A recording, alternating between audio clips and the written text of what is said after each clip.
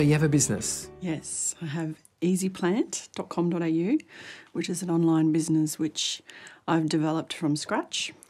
It was an idea that was given to me in a moment of desperation, and everything has just fallen into place. And what does it do?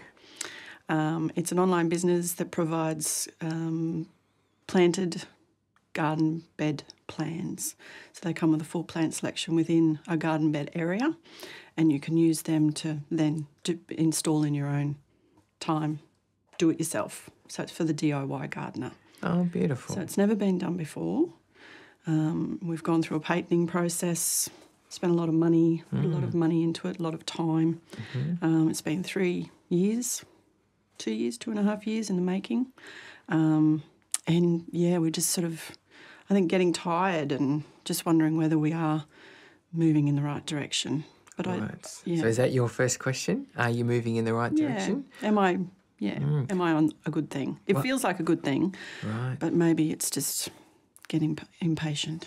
Well, Helen, we have an amazing tool that we call our brain that does far more than we realise. And one of the things we can use our brain for is to actually tap into the information, if you like, the energy of a business, as well as your own higher self, your soul, to get the exact answers and information we're looking for. So would you like to start there? Are you on track? Was that the first question? Yeah. Yes, please. Okay, so let's have a look at that.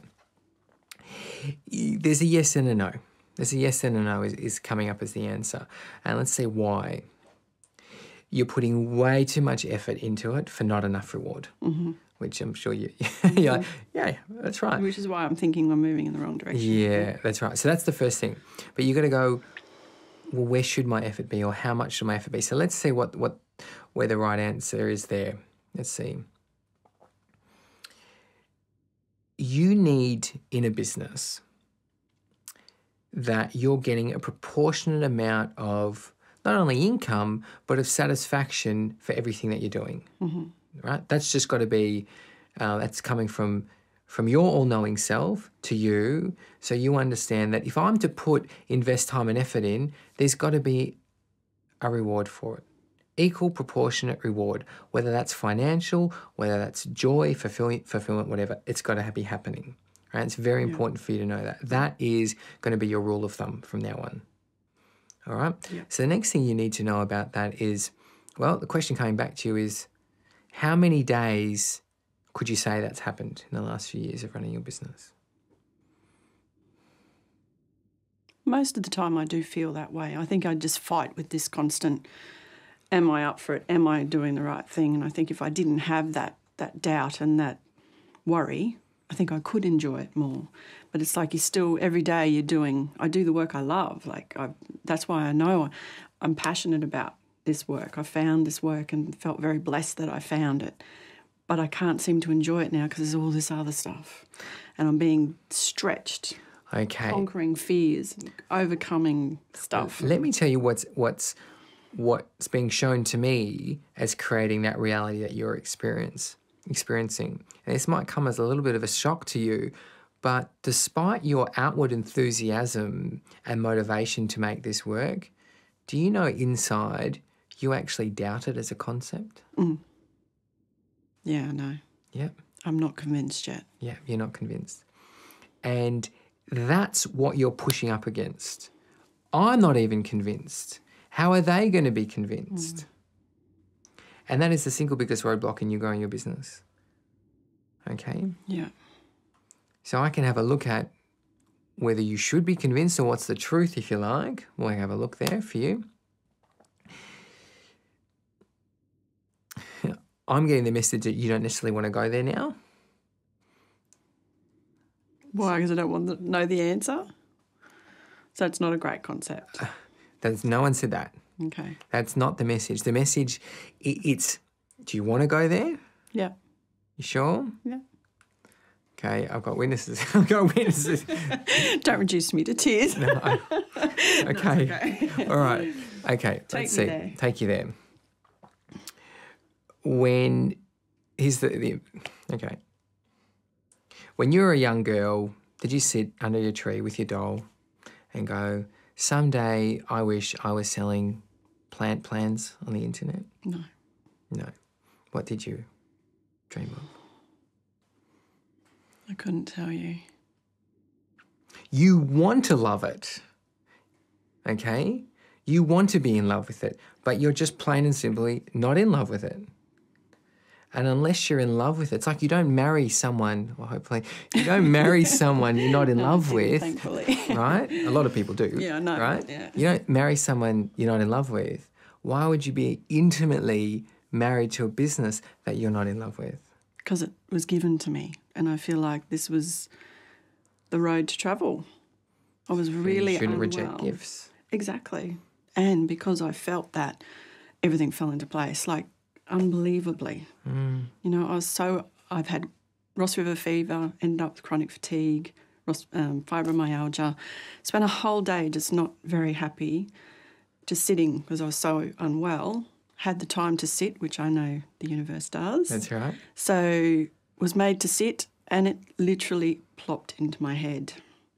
And then from then, everything fell into place. People just presented themselves. Patent attorneys, licensing solicitors. I'd go and do a consult for my other business, and so what do? I'm a licensing solicitor. That's who I need to talk to. Like, everything just fell into place. So I just knew this is the way I was meant to go. So is the business for you to sell, or are you there to sell the business to other people? My problem is I don't know if my health will carry me through this. And I struggle with my health every day. Okay. Some days are good, some days are bad. I don't know whether the struggle of the business is causing I was going to say, so health. should this conversation be about your health or about your business? Maybe about my health. All right. Because I wonder whether I've got what it takes to get this business where it needs to go. You don't whilst you're not in love with it. You have all the skills and abilities anyone could possibly dream for to make a business a success, only if you're in love with it. It's like, would you have what it takes to make a marriage work when you didn't believe in the person you were married to? Yeah, I understand where you're coming from. I'm not sure that I'm not in love with it. I just don't think that I have too many burdens to be in love with it, is maybe how I'm feeling. No, you're either in love with it, you either love it or you don't. Yeah. And that's what's showing up as the obstacle. So let's just put that aside for a minute and let's just see where we need to go from here. Let's have a look at what would be the ideal question to be asking right now. Okay, let's try this on, I'm being told. If you weren't doing that, what would you be doing? That's the question I'm being told to tune in on. So just bear with me 2 seconds and I'll have a look what comes through. Was something coming to mind that you'd like to say? If you weren't doing this, what would you be doing? There's nothing coming to mind other than what I'm doing, but what I'm doing is passive, not...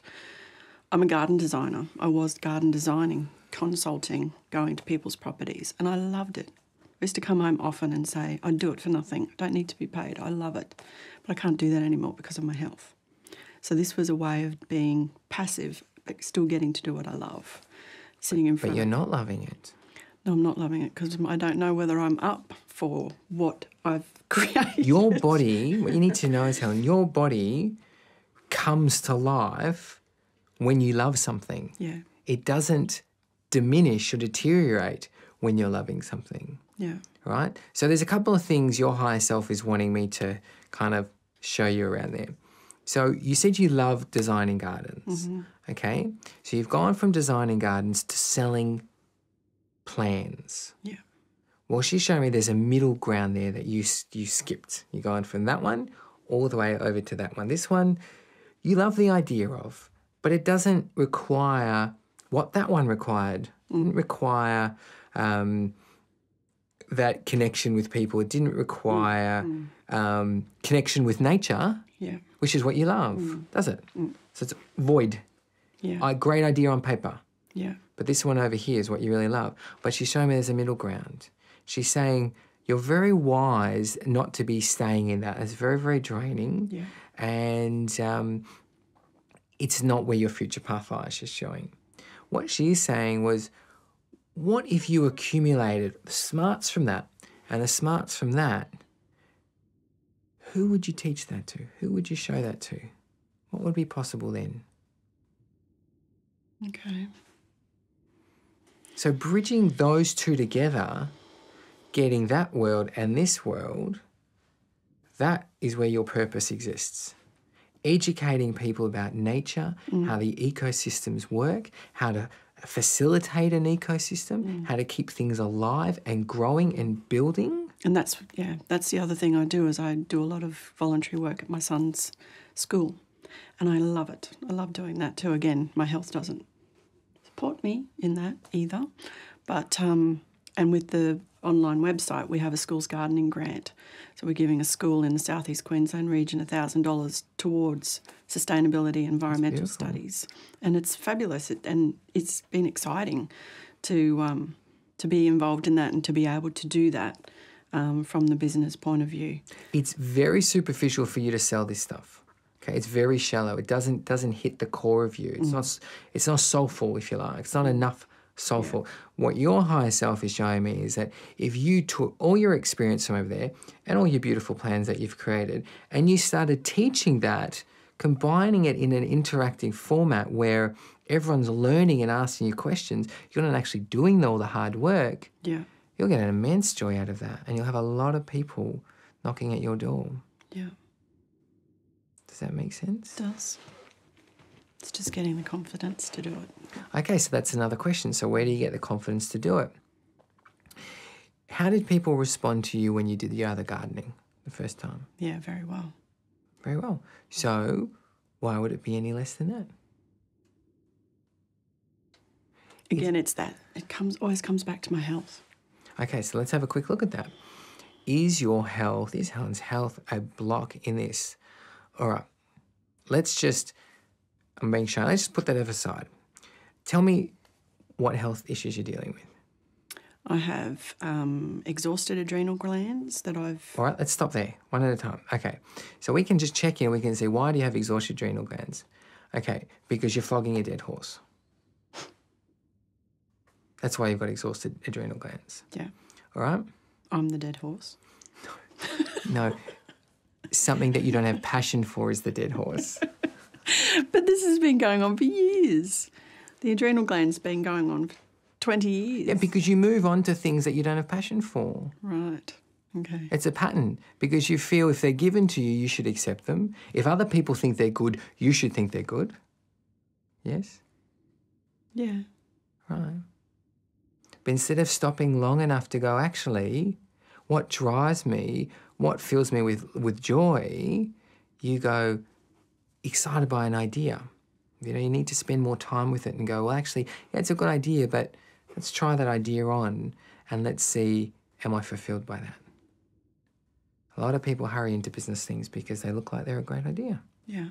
So that's your adrenal glands. Let's see if there's anything else you need to know about your adrenal glands.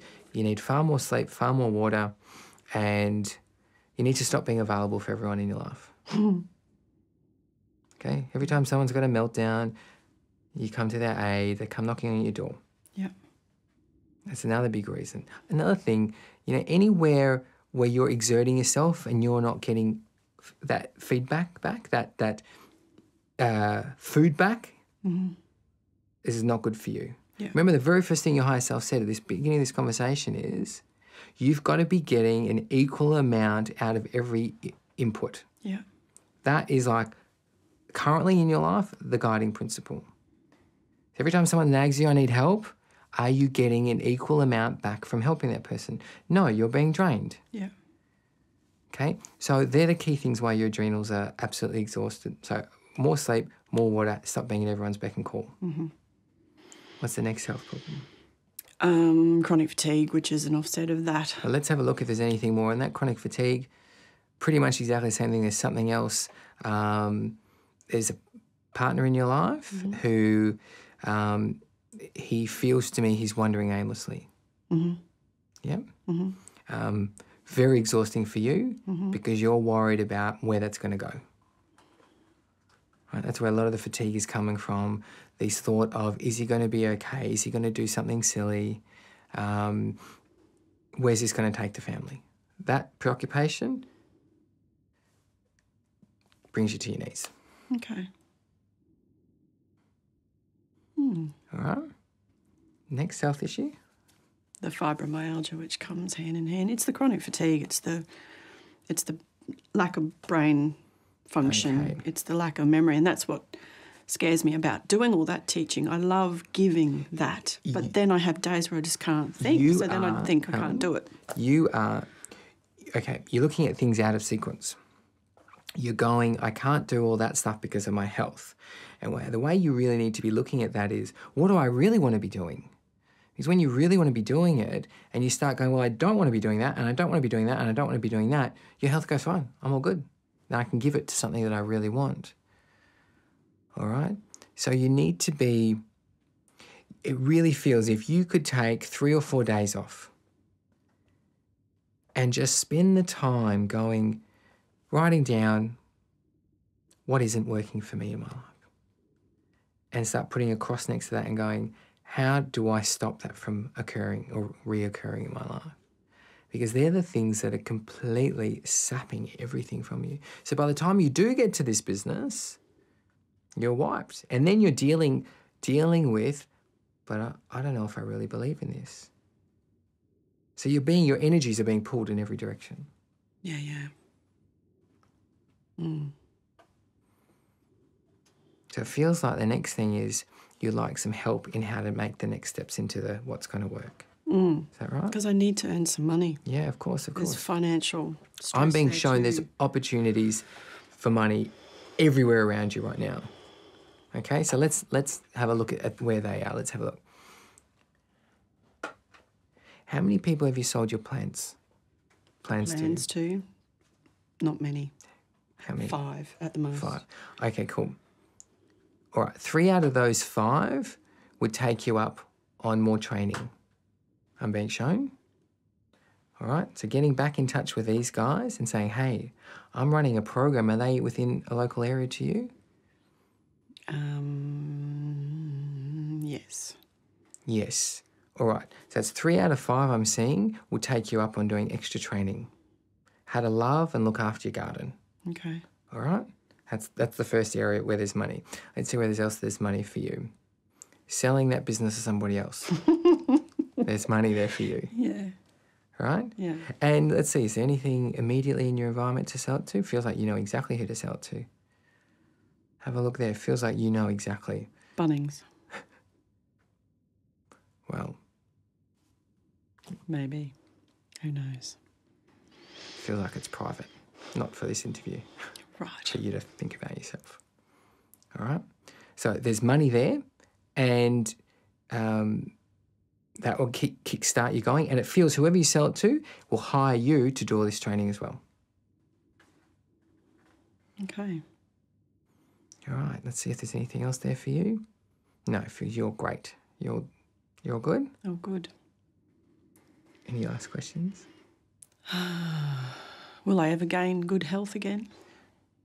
Oh, it's so attainable if you do everything we just said and you start pushing. It's like stop being available either like mentally, like thinking about everyone, and physically, and you start being available to yourself and all your resources coming inward. It 3 weeks to 3 months. It's very quick if you stop doing all those things that harm you. Our health can recover very, very quickly when we just switch off all those root causes of illness. More sleep, more water. More sleep, more water. Let's see if there's anything else. A chat to your partner. Mm-hmm. Feel like getting you very aware of how that's affecting and how can you help to put an end to that. It feels like implementing a new policy when people are ringing up and needing you and all these things, saying, I'm really sorry you're going through that, but I need to give myself time. I need energy for myself right now. Yeah. It's a big step for you, I can feel, to do that, because you don't want to be seen as someone who abandons other people, do you? No. So it's a discipline. Just remember your health is dependent upon that discipline. Yeah. That will help you implement it. Mm-hmm. Okay. All right. Thank you very much. You're welcome. Do you have any other questions? I guess it was just about my my future work life. Really, I really, my. People around me are saying, you really should try and get your work into galleries and things like that. And I guess it's just a confidence issue, which is holding me back. And I don't know whether there's any direction you can give me on that. I see what comes up there. Let's have a look. What would be the best question? Let's have a look. The best question is, where do I go with my career? Is that the best question for you? That's what I'm feeling. Let's see what comes up with that. All right, let's have a look. You know what comes up? The very first thing, and we'll get to the exhibition side of things, but the very first thing shows up is you teaching. Do you teach now? No, but I've actually been asked to, yeah. That's the very first thing I'm being shown. You in front of a class, and I see different ages. The very first age I saw were young kids. Okay. Yeah, and the next age I saw were elderly. Okay. That's interesting. Yeah. It just feels like there's kind of two very specific audiences that aren't really being catered. That's the impression I'm getting, that aren't really being looked after, but it's something that you would have a lot of fun with. Okay. Because it feels with the kids you could have a lot of fun not trying to get everything perfect, and that's a little bit kind of lighthearted for you, and that's good because I know it feels like with your artwork you're a perfectionist. Yes, I am. That's right. Yeah. But with the kids it'll be like, phew, let's throw it all away and let's just have some fun. Yeah. It feels as far as the elderly is concerned, it feels like you love the interaction, hearing their stories, sitting there, hearing their tales, their lessons and what they've learned. So right, yeah. Yeah, that's right. So that's why I'm being shown both those audiences would be a very kind of cathartic encounter for you. Okay. That's good. There you go.